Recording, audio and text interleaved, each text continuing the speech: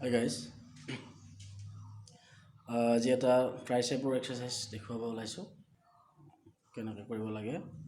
আৰু প্ৰথমতে এক্সাৰচাইজ কৰিলে জিমত আহি বা ৱৰ্কআউট কৰিলে প্ৰথমতে হেভি ৱেইট ল'ব নালাগে।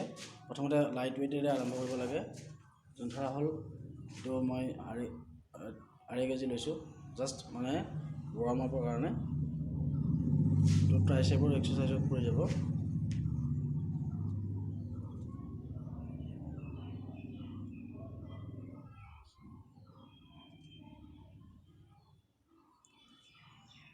অ'কে, তাৰপিছত নেক্সট অকণমান লাহেকৈ অকণমান বঢ়াই ল'ব পাৰিব। এবাৰ মই 5 কেজি ল'ম। এইটো এবাৰ 10টা মাৰিব লাগিব।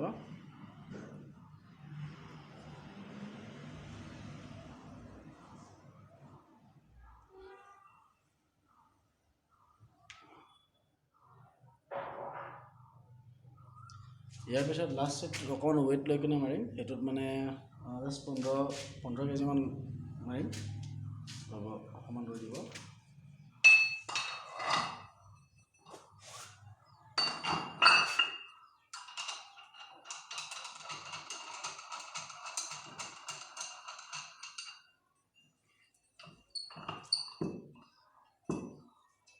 এইটো হ'ল 15 কেজি ডাম্বল। এইটো আঢ়ৈ থাকে, এইটো আঢ়ৈ 5 কেজি, লগতে এইপিনে 5 KG 5 KG 10 KG, total 15 KG. এইটো মানে 12টা মাৰিম লাষ্ট। এইটো ট্ৰাইচেপৰ।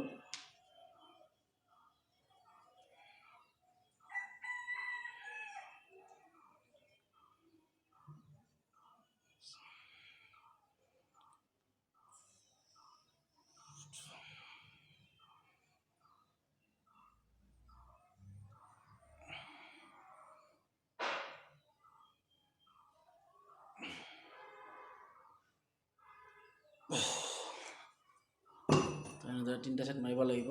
8টা প্ৰথমতে, তাৰপিছত 10টা, তাৰপিছত 12টা। আৰু মাৰিলে কি হয় মানে এইটো লাহে লাহে মাৰিব লাগে। স্পীডত মাৰিলে বেয়া। যাতে লাহে লাহে মাৰিলে কি হয় মানে বডি কানেকশ্যনটো বনে, মানে কি আপুনি কোনটো এক্সাৰচাইজ কৰিছে বা বডিটো মানে এইটো ব্ৰেইনে মানে কি কৰিব পাৰে, এইটো কানেকশ্যন কৰিব পাৰে যে কিহৰ এক্সাৰচাইজ হৈছে। সেই হিচাপত কৰিলে ভাল হয়, আৰু লগতে মানে তেতিয়া ডেভেলপ সোনকালে হয়।